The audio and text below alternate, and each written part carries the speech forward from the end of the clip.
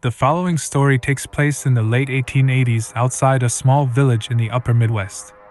As day broke over the hills and brought to life the various livestock inhabiting the small farm outside the tiny village of Ellisburg, Thomas Hollis was already up and tending to his morning chores.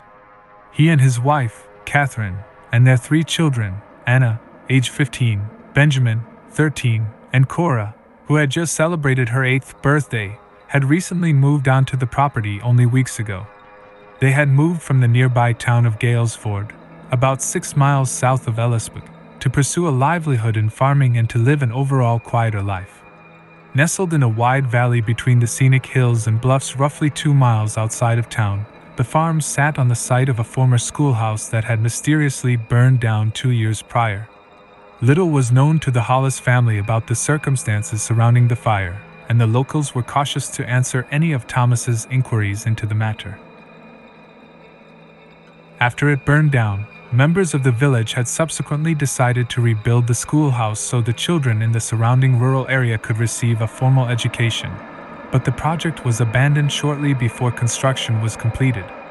Thomas was able to obtain the property at a price so low he couldn't comprehend why anyone from the village would permit an outsider to purchase it before anyone from the community could or would. The building was nearly finished from a structural standpoint, but considerable work needed to be accomplished in order to convert it into a residence. Thomas and the family looked forward to completing the project together. While they worked to finish their new home, the family had organized a temporary makeshift bedroom where they implemented a communal sleeping arrangement and constructed a simple, yet functional, kitchen. The house had everything they needed to live comfortably until they completed the project. In the months prior to moving in, the previous landowner had allowed Thomas to visit the property and construct the necessary infrastructure to support his farm. During this time he built a small barn, a wood/tool shed, a root cellar, an outhouse, and had fenced in separate areas of the property into pens and corrals for the various creatures that would call this farm home. He'd also set aside a small garden for Catherine, who enjoyed planting flowers and several types of vegetables for the family to eat. She enjoyed spending time in the garden. The Hollises were new to rural life, and what little knowledge they'd had in rearing livestock and farming crops was supplemented by the experience of friendly members of the nearby community. The locals were generally welcoming, hospitable, and eager to assist the new family in settling into their new home. The exception to this rule of hospitality was any time Thomas had inquired about the history of the property, or why no one else had come to purchase it before he did. People were quick to change the subject or ignore his questions altogether, with the interactions occasionally bordering on hostility. The Hollises quickly learned to avoid the topic in order to keep things cordial with their new community members. As summer gave way to autumn and the temperatures began to cool, Thomas was feeling confident in his ability to tend to the creatures under his care, and was optimistic about planting various cash crops in the spring in hope of turning a profit the following harvest season. According to his calculations, they would have plenty of animals to provide them with food through the winter, and still have enough left over in the spring to take to market. A handful of goats, a dozen cattle, 3 horses, several large hogs, chickens, and a donkey were the resident menagerie at the Hollis farm. In addition, there were multiple stray cats that skulked around the property, stalking various vermin and the occasional unlucky songbird with poor situational awareness. The family's 2 hound dogs, who Thomas hadn't named but Cora affectionately referred to as Dash and Jack, patrolled the property, keeping an eye on things.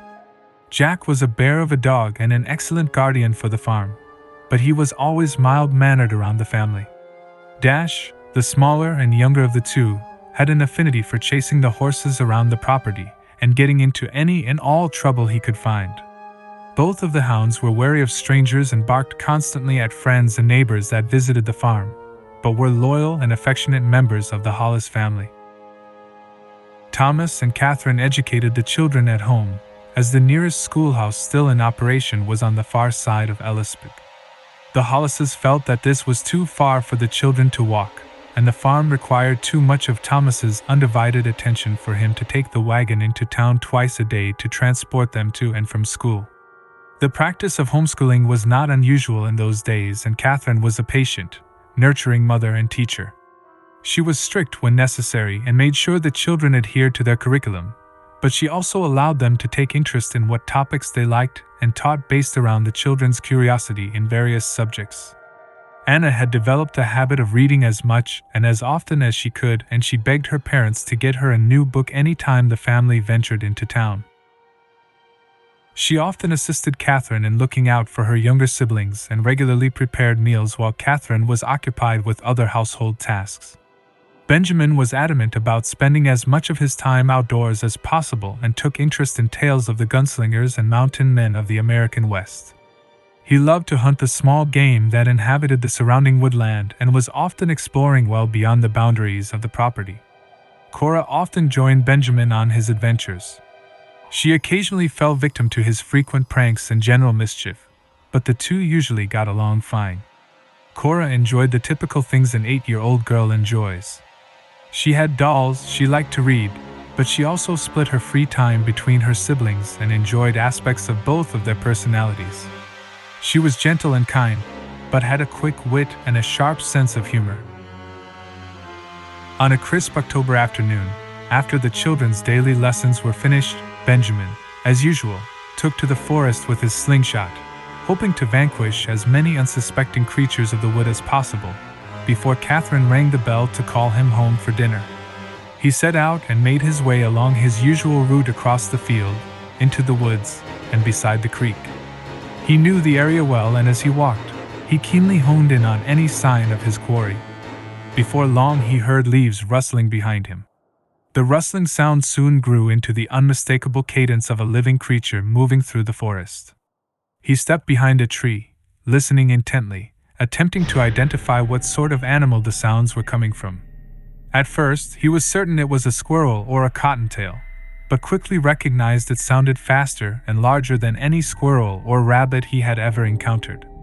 When he realized it was nearly upon him, he felt a chill run down his spine. Afraid, but not willing to let whatever monstrosity this was get the upper hand on him, he stepped out from behind the tree with his slingshot drawn. What he saw caused him to scream and stumble backwards, tripping over a broken tree branch and landing flat on his back. There, running at him full speed, was Cora, laughing maniacally when she saw the look on his face as he tumbled over. When she caught up to him, she yelled, "Boo!" and collapsed to the ground in laughter. Benjamin cursed and stood up quickly, brushing leaves and dirt off of his clothes. He thumped Cora on the head with the handle of his slingshot. "Ow!" she cried. "Why would you do that? I could have shot you!" Benjamin exclaimed. Cora quickly brushed off the slight pain on her forehead. "I scared you," she laughed. "That's for always scaring me." "You didn't scare me, I tripped." Benjamin lied. "Come on, let's go." The two carried on along Benjamin's traditional hunting trail, though hunting was a fruitless pursuit after the commotion Cora had just caused. They joked and chased each other and sang songs, enjoying their afternoon in the cool autumn air. In their ignorant amusement, they thoughtlessly ventured beyond the boundary of their usual patrol and came to a bend in the creek. Ahead of them, a large tree had fallen across the entire width of the creek, creating a natural bridge. The two excitedly crossed over, eager to explore an area of the forest they hadn't previously visited. Upon reaching the other side of the log and trekking just out of sight of the creek, Cora stopped and began cautiously looking around. Benjamin, assuming Cora was again attempting to retaliate for all the pranks he had pulled on her over the years, ignored her and yelled, "Come on, I'm not falling for that." "Do you hear that?" she asked. "Hear what?" "Knock it off, let's go," he retorted. "Shh, listen," Cora insisted. Benjamin entertained his sister's mischief and stood quietly, listening to the noises of the forest. He realized after a moment the only sound he could hear was a faint hum, or buzz. There were no birds chirping, no leaves rustling in the wind, just the faint humming sound. The two followed the sound around an enormous dead oak tree to the source of the noise. As they rounded the large trunk, they were met with a horrific, putrid odor. They soon saw what the smell and sound were emanating from. Cora screamed and they both covered their noses with the front of their garments. There, seemingly placed intentionally atop a large, flat rock, was an unidentifiable mass of flesh, bone, and hair. The horror was writhing in thousands of maggots, and a colossal cloud of black flies filled the air. The pile had no recognizable shape and didn't seem to be the remains of any animal either of them had ever seen. The hair was long and coarse, like a horse's mane, but there didn't seem to be enough mass of flesh and bone present for a horse to be the victim. The flesh and bone seemed to be ripped and broken apart rather than cut. Puzzlingly, there did not appear to be any blood in the pile, on the rock, or on the ground. What kind of animal could even do that? Benjamin questioned as he examined the mess. I don't know. Maybe a bear? Cora replied. I don't think a bear would just leave this here, and where's all the blood? Benjamin queried as Cora just shrugged. Benjamin noticed that the rock stood out compared to others in the area. The geological features in this part of the country were mostly sandstone and limestone. This rock was smooth and black with an unusual gloss, and seemed as though it had been deliberately flattened across the top. The two looked at each other, disturbed yet morbidly fascinated with what they had found. Benjamin attempted to poke the lump with a stick but disturbed even more flies that began to swarm them. They screamed and ran back to the house as quickly as they could, with Benjamin occasionally slowing down to allow Cora to catch up to him. As they exited the forest and ran across the field, Thomas, who was feeding the hogs at the time, called out to them. Stop screaming! Come over here, what is the matter with you two? He asked. They stumbled over to him and, between deep breaths, attempted to explain what they had just witnessed in the woods. Thomas chalked it up to another attempt to include him in their endless series of silly pranks and told them to go inside for dinner. He shook his head and returned to his chores. At dinner, the duo explained their adventure at length until the other family members were tired of listening to it, and forbade them to speak of it any further, at least, until they were finished eating. After their meal, the children all helped clean up and the family turned in for the night, still begrudgingly listening to the tale of the dead thing in the woods. As the family members began to fall asleep, Anna, as per usual during her nightly routine, remained awake, engrossed in one of her books. She usually waited until the snores of Thomas were too much to tolerate.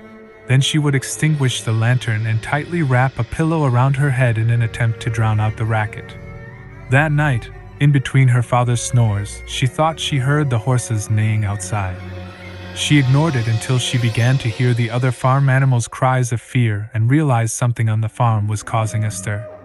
The hounds, who had been asleep outside near the front door of the building, began barking hysterically, waking up the rest of the family.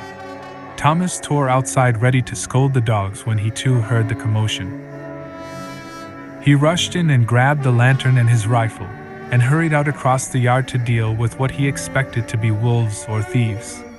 The family waited nervously inside for Thomas to return, and when he did, they were relieved to learn that there didn't seem to be anyone or anything out there. Probably some coyotes or a lone wolf or something. I'm sure Jack scared them off, Thomas assured his family. Everyone turned back into bed for the night, and the farm remained quiet until morning. There were no lessons today, so the children slept in later than normal. Thomas conducted his chores and Catherine prepared breakfast. After their morning meal, the kids talked of going back to the place Cora and Benjamin had discovered the day before, at the behest of Anna. Anna's morbid curiosity ultimately got the better of her usually sound judgment, and she hesitantly agreed to join her siblings on their macabre quest. They set off around midday. It was another bright, cool October afternoon, and the children enjoyed their stroll, each explaining in disgusting detail what they supposed might have happened to result in the grisly sight they had seen yesterday. After crossing the big log over the creek, they approached what they thought was the site of their appalling discovery. However, there was no large dead oak tree and no large rock. There were no foul smells or faint buzzing sounds, just the usual sounds of the forest. I knew it, Anna said, disappointed yet somewhat relieved. This was one of your stupid, pointless jokes. The two insisted that they weren't lying to their older sister, and while they were doing so, Anna held up a finger and shushed them. What is that? She asked, pointing farther into the woods. About 40 yards from where the children were arguing, through the thick forest, the peak of a small house could be seen through the foliage. "That was not here yesterday," Benjamin insisted. All three of the children's blood oddly ran cold at the sight of this strange building. They hadn't been aware of anyone living this close to their property, and although only the peak was visible, there was something strange about the architecture of the house. It didn't match the appearance of any other houses they'd seen in their short lives. The craftsmanship was crude and it was constructed entirely of dark wood, with black shingles, most of which had fallen off. "Can we please go home?" Cora shouted, looking visibly nervous. "You two said you were here. How could you have missed an entire house?" Anna asked sternly. "Anna, please let's go," Cora continued. "Anna, I swear this is where we were yesterday, but we didn't see that house. I don't know how we could have missed it. Something feels off." "I'm with Cora, let's go back," Benjamin suggested. Anna, who was older and usually considerably more responsible than her siblings, also was peculiarly struck with the urge to approach the house and get a better look, as if something was drawing her to it. "I'm sure it's just one of our neighbors. Stay here, I'm going to check it out and come right back," declared Anna. Benjamin and Cora vehemently tried to prevent their sister from approaching the mysterious building. They stood their ground and waited patiently for their eldest sibling to return. Anna approached the door of the house and noted how old and decrepit the structure was. The windows appeared to have shutters on the inside, all of which were closed, but there was no glass in the panes. She gently pushed on the door, and it opened with ease. As she crept inside, an acrid, acidic smell filled her nose. She gasped and pulled the front of her clothing up over her face just below her eyes. She had never encountered a smell so powerful, and it immediately made her nauseous. As her eyes adjusted to the dimly lit interior of the house, she began to notice strange things around the room she didn't recognize. Small wooden figurines that resembled twisted and contorted human bodies were strewn across the floor. Bones, sticks, feathers, and other mysterious items hung from the ceiling in odd configurations. Cages of various sizes were placed and stacked in the corners, and bizarrely shaped glass receptacles with unidentifiable contents sat on a table on the far side of the room. In the center of the room was a pedestal-like structure atop of which sat a strange-looking book. It seemed to be bound in some type of leather, but she noted it was quite pale compared to leather she'd seen in the past. Due to her affection towards literature of any kind, Anna grabbed the book. As she opened the pages, she couldn't make out what was written in them. A strange language that she thought looked similar to French, which she'd learned about in her lessons, filled the pages, along with strange symbols and gory illustrations of humans and animals being mutilated by monstrous creatures in progressively grotesque ways. She was overcome with the urge to keep the book and bring it with her, although she couldn't read any of its contents. Her compulsion to keep the book puzzled her. She'd never stolen anything in her life, and this book clearly belonged to someone. Yet there she was, ready to bring it with her. As she contemplated whether she should return it to its pedestal or take it home, there was suddenly a bright flash that disoriented her. Temporarily blinded by the flash, she scrambled out of the house, one arm outstretched to prevent her from running into anything, the other arm clinging to the book. She ran back to Benjamin and Cora, struggling to mask her urgency. "Okay, let's go," she said, concealing the book she just pilfered. No one protested, and the trio scurried back to the farm. She decided not to tell her siblings about what had just happened to her. "Stay out of there, the floor is all rotted and there's nothing in there anyway," she told them. Neither Benjamin nor Cora had any interest in exploring the house in any case. It was too unnerving for them. When the children returned home, Benjamin and Cora kept themselves occupied with games in an attempt to forget the creepiness of the house, and Anna stowed the book in her bedding. The afternoon turned cold and gray as an autumn thunderstorm appeared and began to drench the farm in a heavy rain. The shower was steady and occasionally lightning illuminated the farm, followed by deep groans of distant thunder. The remainder of the evening went on without incident. In the cozy comfort of the house, the Hollises enjoyed their evening meal and one by one turned into bed for the night. As the family fell asleep, Anna pulled out the book she had stashed in her bedding. She carefully examined the pages in the pale lantern light, searching for anything at all, that she could comprehend. Anna was entranced by the contents of the book. Although she couldn't understand the text, she was captivated by the uniqueness of the symbols and illustrations. As she stared at the pages, suddenly, a deafening clap of thunder startled her and broke her intense concentration on the book. She gathered her senses and noticed that, like the night before, the farm animals outside were in a state of panic. At that moment, the deep bellows of the hounds exploded from the porch. Anna quickly hid the book out of sight. The family, abruptly awakened by the dogs for the second night in a row, all shot up in their beds. Thomas swore under his breath and scrambled out of bed to grab his coat, rifle, and the lantern Anna was using to read. As he neared the door, a bright flash of light temporarily lit the farm in daylight, followed by a loud crash of thunder. Through the front window, the family saw a figure standing in the middle of the yard. Though it was brief, they could clearly make out the shape of a human standing on their property facing the house.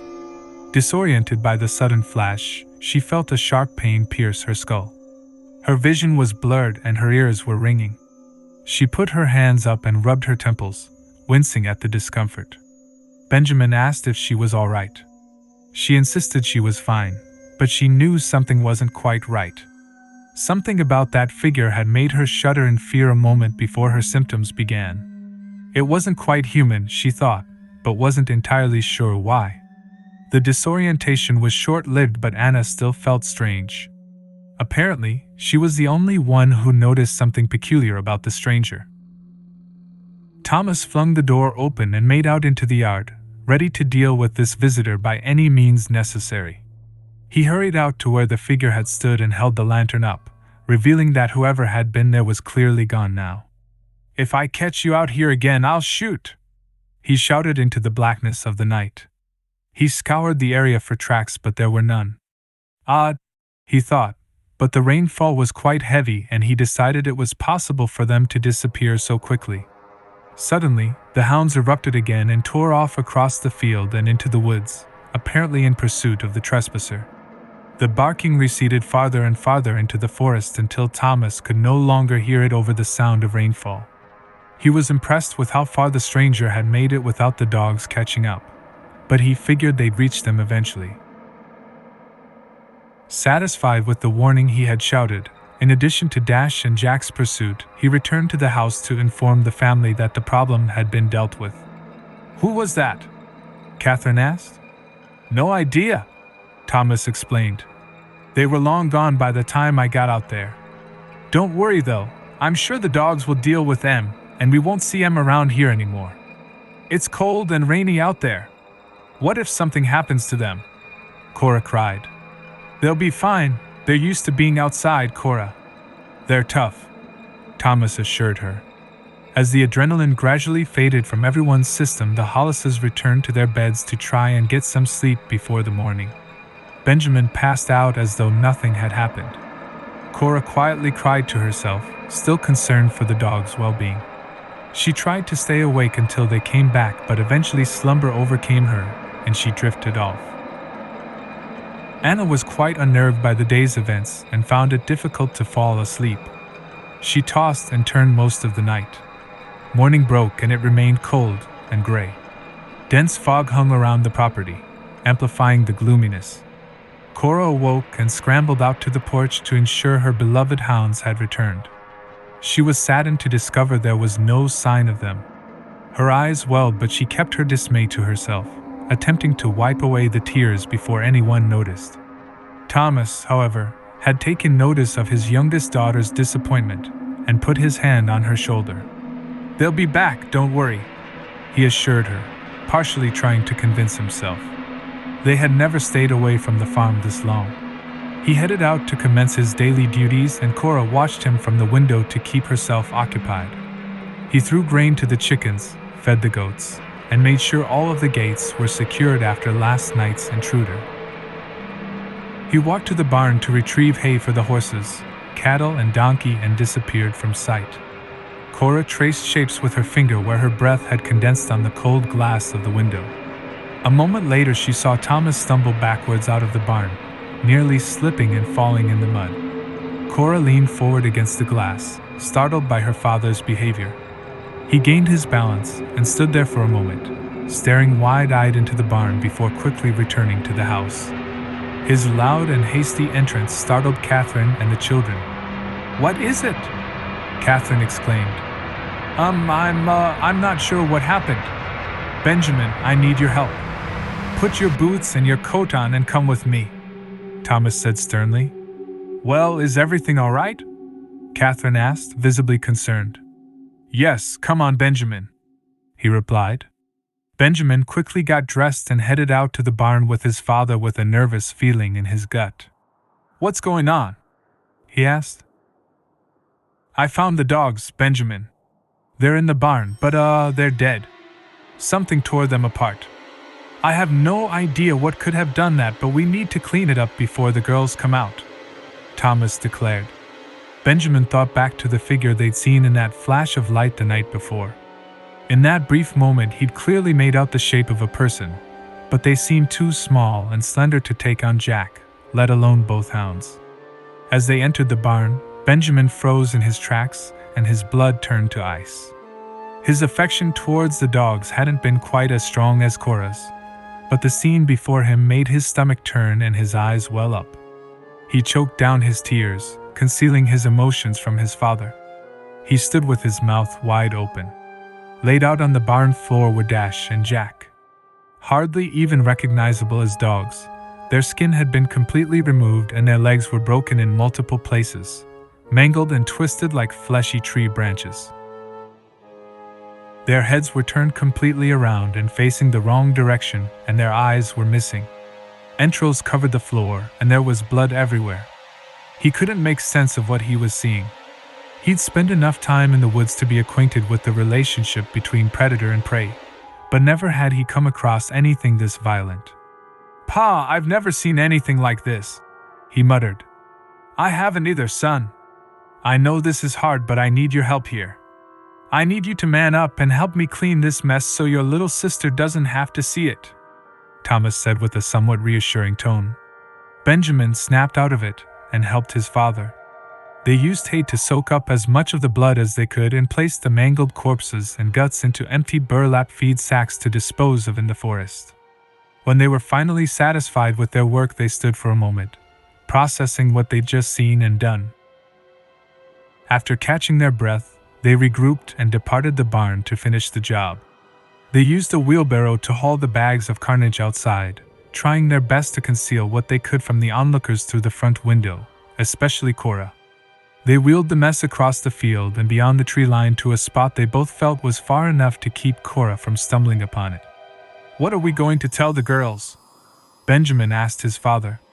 "I'll figure that out. Thank you for the help, son. I guess for now we will just have to tell Cora that the dogs won't be back and that we will get her new dogs in the spring. I'll tell Anna and your mother the truth," Thomas replied. They left the woods and returned to the farm. As they crossed the field back into the yard and neared the hog's pen, Thomas stopped abruptly. Benjamin stopped as well, wondering what suddenly overcame his father. Before he could ask what was wrong, he was hit with a horrific stench. The hog pen normally emitted a foul smell anyway, but this was different and Benjamin recognized immediately what it was. It smelled exactly like what he and Cora had discovered in the wood days ago. "What the hell is that smell?" Thomas croaked. "It smells like rotting meat, but worse." As he said this, he and Benjamin simultaneously noticed that the hogs were enamored by something in their pen, and had gathered around it, apparently in a feeding frenzy. "No way," Benjamin thought as he peered between the hogs' large bodies and saw what they were feasting on. Thomas gasped when he noticed too and yelled out, "What the hell is that?" The hogs were gorging themselves on a pile of flesh, bones, and long black hair, exactly like the one his children had described 2 days ago. Black flies filled the air around the pen. "This pile is much smaller. The hogs must have eaten most of it," Benjamin thought to himself. The sounds coming from the pen sickened him. In addition to the smell, The grunting and squealing of the frenzied hogs combined with the cracking of bones and squelching of rotting flesh was too much. He turned away in an attempt to keep from vomiting. The scene before them shocked and disturbed Thomas. First the dead dogs, now this. What the hell is going on? He wondered. At this point he knew something strange was happening, and for the first time since moving to the farm, he became concerned for his family's safety. Now faced with the second cleanup project of the day, he decided to send Benjamin inside and deal with this on his own. He didn't want the hogs consuming any more of the putrid mess and shooed them away with his shovel. He scooped the remainder of the pile into the wheelbarrow and got a close-up of what it was composed of. He immediately took note of the hair. It was long, black, and coarse. He couldn't make out what kind of animal it belonged to and thought, "It almost looks human, but that can't be." The state of decay puzzled him, too. The mess obviously hadn't been there long, or the pigs would have consumed it in its entirety. So how was it so rancid if it had appeared so recently? Someone is trying to scare us off, he thought. Someone doesn't want us here. He recalled his interactions with some of the locals when he'd asked about the property's history and how they suddenly became ill-tempered at any probing questions. In his mind, he decided that someone local, possibly someone he knew, was attempting to drive them out. As he pondered, he hauled the wheelbarrow back to the dumping site in the forest. The remainder of the chores still needed to be done, and Thomas was now far behind schedule. He continued on to make sure everything was completed before nightfall, cursing under his breath the stranger responsible for doing this to him and his family. Inside the house, the others sat quietly. Benjamin hadn't given details regarding what he just helped his father do, but the girls sensed that he'd undergone something traumatic and didn't pry for information. He did break the news to Cora that the dogs would not be returning. He told her they'd probably run off, and that Thomas said they could get puppies in the spring to replace them. This brought Cora little comfort, and she fought to hold back tears. It was midday now, and Catherine decided a hot meal might improve morale around the farm. She sent Benjamin out to fetch one of the chickens so Anna could prepare it for lunch. Catherine ventured outside separately to choose one of the few remaining squashes in her garden for the family to enjoy as well. Benjamin easily caught one of the medium-sized chickens and dispatched it quickly. He returned to his sisters inside the house and handed the bird to Anna. He and Cora went to play a game while Anna prepared it. Anna proceeded to remove the organs and pull the feathers out, disposing of the waste in a bucket on the floor. To keep themselves occupied, Cora decided that she and Benjamin would play jacks, and they sat on the floor facing each other. Benjamin was disinterested and was letting Cora win when he noticed strange sounds coming from where Anna was standing. He could see Anna, still at work preparing the chicken, but she wasn't tossing anything into the bucket. With an uneasy feeling in his stomach, he walked over to her and asked, "Hey, you almost done with that?" She didn't respond. "Hey, Anna," he said as he tapped her on the shoulder. As he stepped from behind her and observed what she was doing, he gasped in horror. Anna's eyes were rolled back, with only the white part visible. She was frantically grabbing handfuls of feathers, innards, skin, and torn pieces of meat, and stuffing them into her mouth. In between mouthfuls, she was muttering something Benjamin couldn't understand. Blood covered her hands and face. "Anna, stop!" Benjamin screamed as he shook her. Her eyes flung back to their natural position and began to scream in one long, continuous breath, louder than Benjamin had ever heard anyone scream. "Anna, please stop!" Benjamin begged. She snapped out of it and began to cry. "What happened?" she whimpered. "I don't know. I came over and your eyes were rolled back and you were eating the chicken. All of it raw. Guts and feathers and everything," Benjamin explained. By this time, Cora was standing behind them, terrified and bawling. I'm sorry. I don't know what happened. The last thing I remember, I was pulling feathers out, and then nothing. Nothing until you shook me." "Cora, I'm sorry, come here," Anna remarked. Benjamin handed her a towel to wipe the blood from her hands and face as Cora embraced her. "What the hell is going on? This has to have something to do with that pile of meat and that creepy house we found." Benjamin declared. Before either of his sisters could answer, another blood-curdling scream erupted from outside. Catherine had been in the garden choosing a squash. Thomas had seen her walk out to the garden, and as she searched, he'd gone back to his chores. He had been working exceptionally hard to make up for the delays during the morning, but thought to himself he needed a short break, and that he'd accompany his wife in the garden for a few moments before returning to work. He turned towards the garden, and as he walked, he saw that Catherine was standing with her back arched forward, facing away from him with her arms down, but slightly away from her sides. "Catherine," he called out. She didn't answer him. "Catherine, what are you doing? Catherine? Catherine!" At this point he was right behind her, and as he rounded where she was standing, he understood why Catherine wasn't responding. Her fingers were twitching rapidly and her eyes were rolled back. Her mouth was wide open and a breathy, gurgling sound sporadically left her throat, like she was straining as hard as she could to move but was unable. Thomas shook her shoulders and screamed, "Catherine!" Her body relaxed and her eyes returned to their usual position, and she screamed. It was a long, impossibly loud scream. In his panic, he hadn't heard Anna's scream inside, but the children had heard their mother's. "Catherine, what the hell just happened to you? You were having some kind of episode. I called out your name and you didn't move."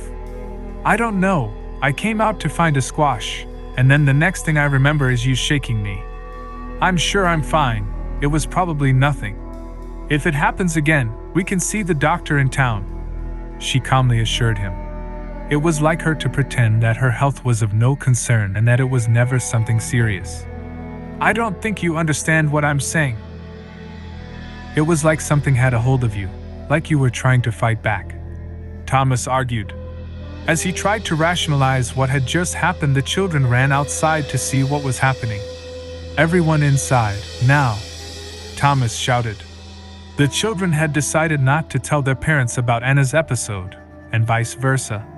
Neither party was fully aware of what the other had experienced. Everyone was shaken up from the day's events. "Everything is fine," he said sternly, clearly distressed. "I need to go finish these chores. Everyone stays in the house until I'm finished, and we can eat dinner and go to bed and forget all about today. Things will be back to normal tomorrow." No one had an appetite after that. The hot meal Catherine had planned as an afternoon treat would have to wait until the evening. A few moments passed and everyone regained their composure. The children sat down and Catherine headed into the kitchen area. "Anna, what happened to this chicken?" Catherine asked. Benjamin shot Anna a concerned look and slightly shook his head. I heard you scream and it startled me, so I made a bit of a mess." "I'm sorry, Mother," Anna lied.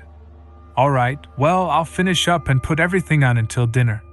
You three keep yourselves busy until your father returns," Catherine instructed. The children did as they were instructed, and Benjamin and Cora returned to their game of jacks. Anna decided she would read to keep her mind off things. She left the strange leather-bound book where it was stashed, and instead chose one of her classics. She had trouble concentrating and drifted off in thought. "All of this started when they found that thing in the woods, and things got worse when I took that book," she thought to herself. She recalled how the book had a strange effect on her when she first laid eyes on it. Like it was drawing her in, tempting her to steal it. Then, when she gazed into the pages, it had a hypnotic effect on her, placing her in a trance-like state until something had broken her concentration. First it was the flash in the house, then the lightning and thunder that had snapped her out of it. "I'm just being paranoid. It's all of these strange things happening at once, and I'm just looking for something to blame it on. That book was just left there in an abandoned house. It had no owner anymore and I took it," she decided. Several hours passed and Thomas returned from his chores. The family ate their dinner, and as they finished, Thomas explained that things would be back to normal tomorrow. "It was just a bad day. Some days are like that," he said. "Sometimes things all go wrong at once." He knew that this was different, but he needed to keep his family from worrying. They all got into their beds that night, expecting at any moment to hear a commotion on the farm again like the 2 previous nights. There was a slight breeze and occasionally the goats would bleat, but there was nothing unusual happening outside. Slowly the family fell asleep, and the night remained quiet. Nothing came to disturb them, and they slept soundly until morning. Everyone woke the next day with a more positive demeanor. Maybe their troubles were over. Maybe those few days of strange events were merely a coincidence, and things would remain normal from now on. Everyone got up and prepared themselves for the day. The children had lessons today and Thomas, as usual, headed out to commence his duties around the farm. Catherine started the children on their schooling and the atmosphere in the house felt calmer. As she read a chapter from a textbook, the front door burst open and Thomas stomped inside. "They're all dead," he stated. "Thomas, who is dead?" Catherine replied, dropping the textbook with a loud thud as she shot up from her chair. "All the animals. Every single one of them. They are all dead," Thomas declared. "How could they all be dead? I need the sheriff.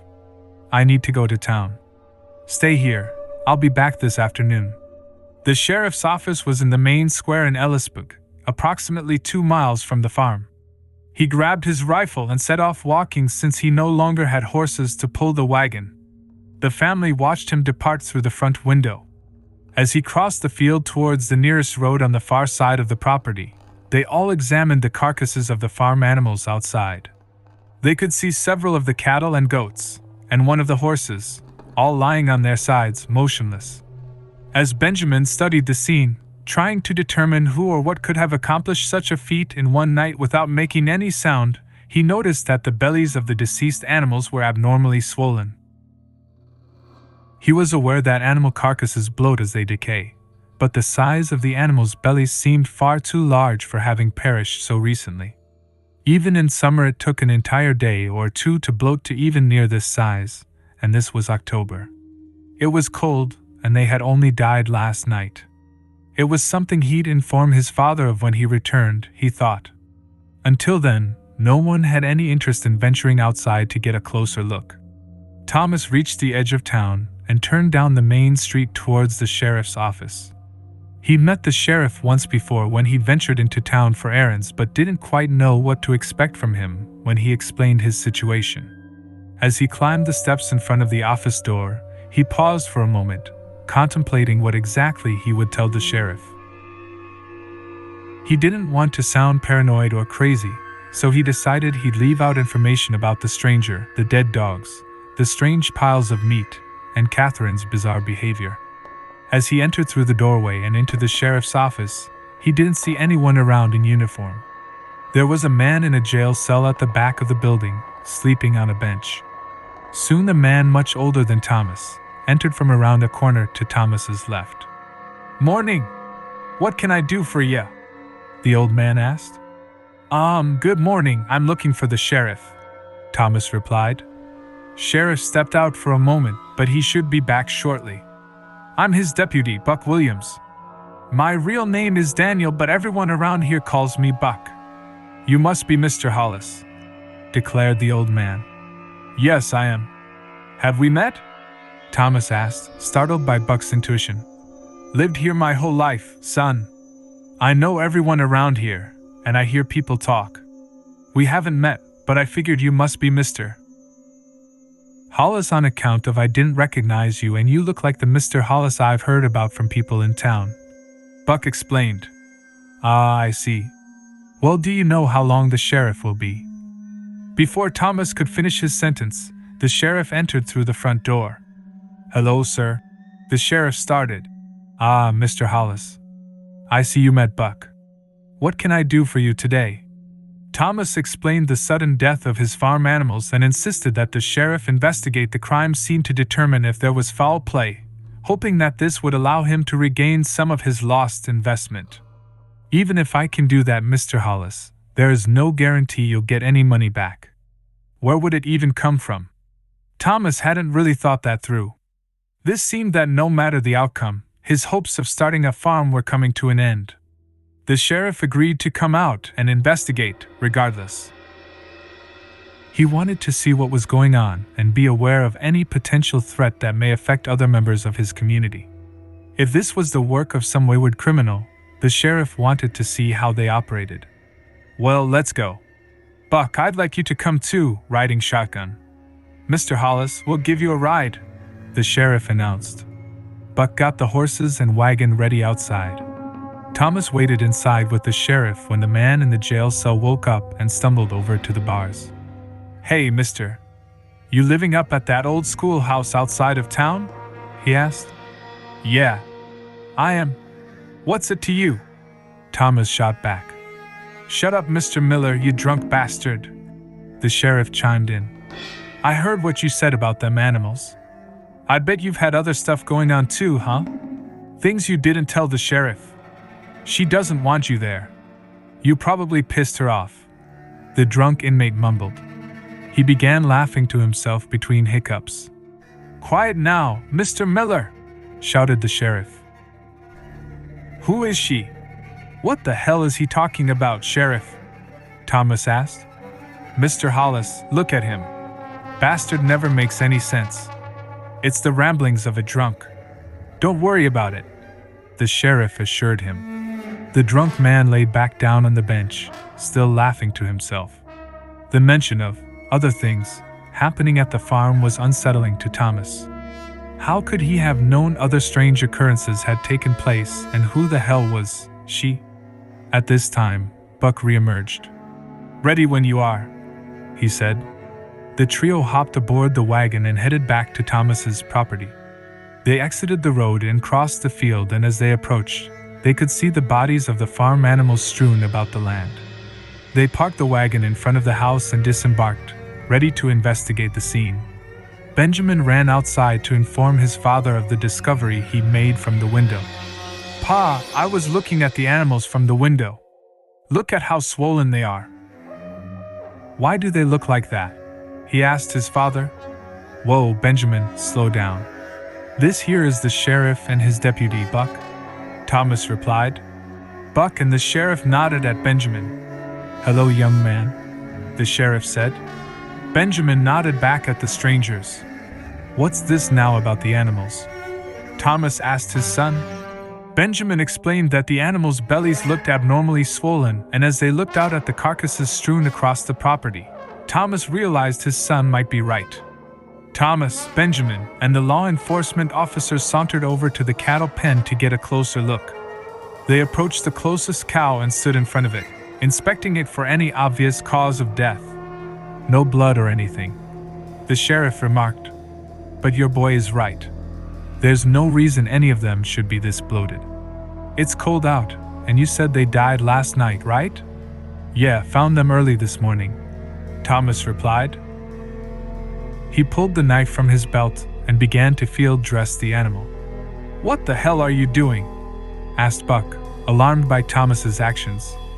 Thomas ignored him and began cutting the thick hide at the lower part of the cow's abdomen. He reached the membrane that separates the organs from the hide and carefully sliced it open, pulling the hide towards him while he cut between his fingers. As he got to the stomach, he noticed how firm it was. Normally, the gastrointestinal system of a deceased animal fills with gas post-mortem, and it becomes soft to the touch, almost like a balloon.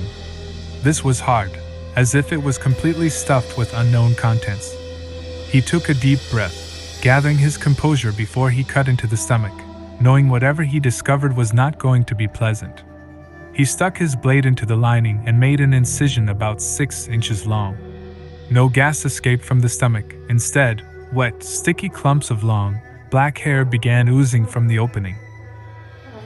Thomas fell back in horror. Buck and the sheriff each took several steps back, but Benjamin remained where he was, shocked at what he was seeing. It was the same type of hair he'd seen in the meat piles. What the hell is that? The sheriff shouted. Is that hair? Yes, it is, Benjamin answered. Mr. Hollis, what on earth do you have going on here? Exclaimed the sheriff. Sheriff, I have no idea. I don't know. I don't know what is going on, Thomas replied.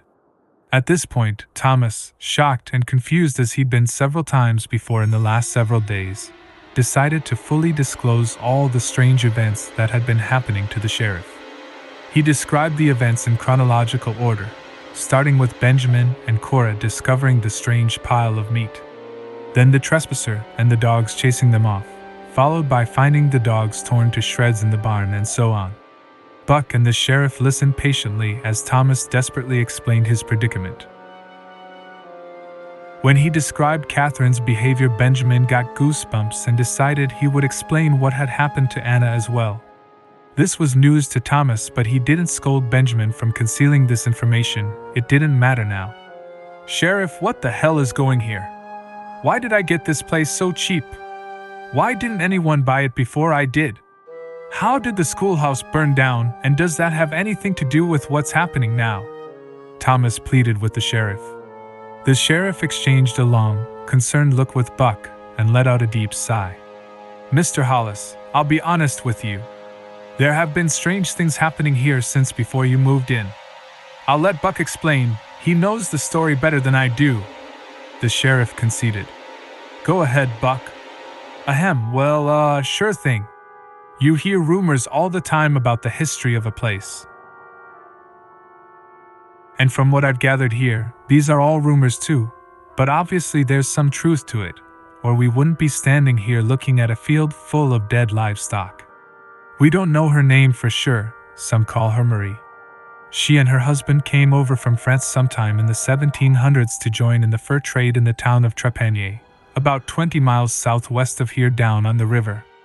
They built a house and started a family. I guess she had a kid when they moved here. Long story short, not long after they'd settled in, her husband got into it with one of the Indian tribes.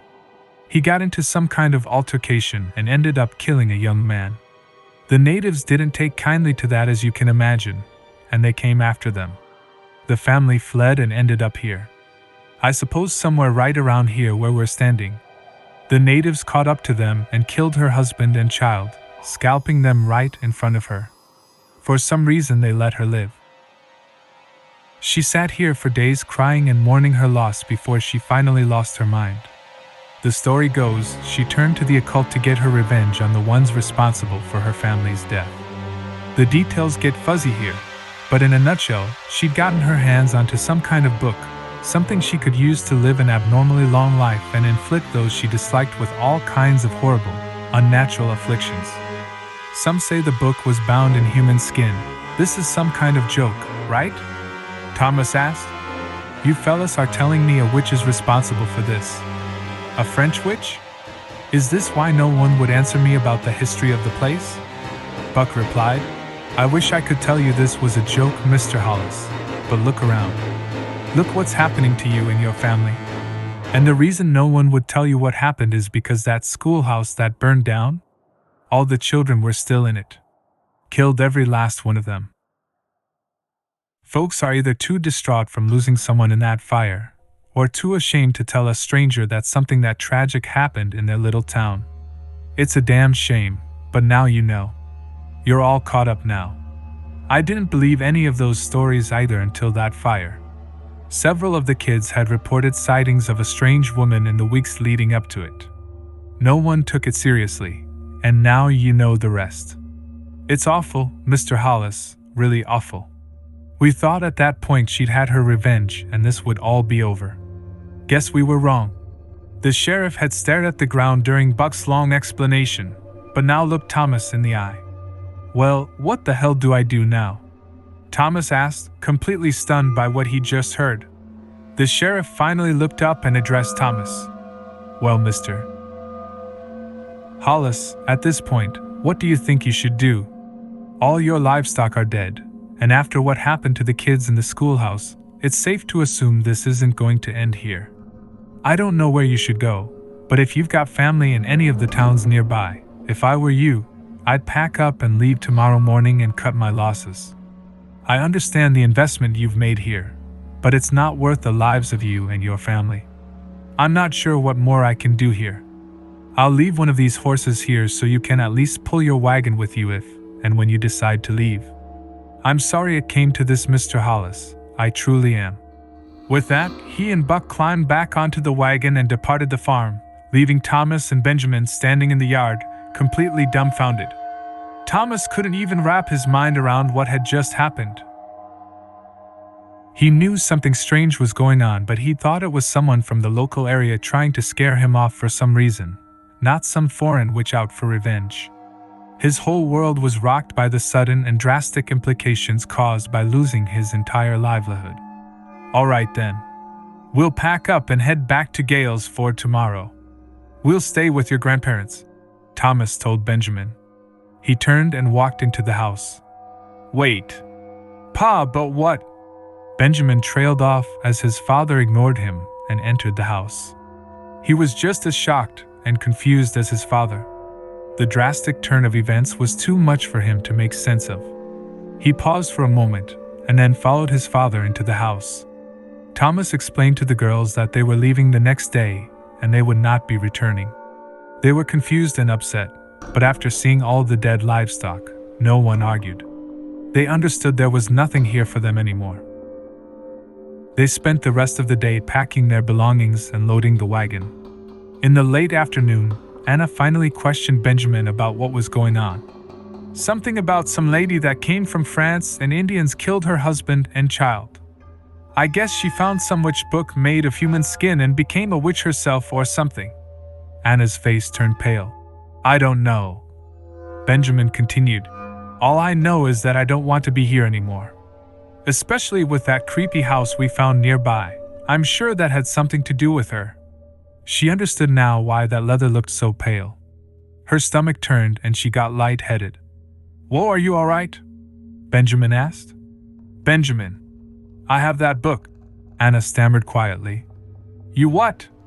Benjamin half whispered. I found it in that house that day. I brought it back here and stuffed it in my blankets. It makes so much sense now, the weird language, the symbols and drawings. Oh my God, Anna said as she sat down. Well, for the love of God, leave it here when we leave. Don't bring that with you to Gales Ford, demanded Benjamin. Anna nodded in agreement and they continued packing. They worked into the evening by lantern light until only their bedding remained.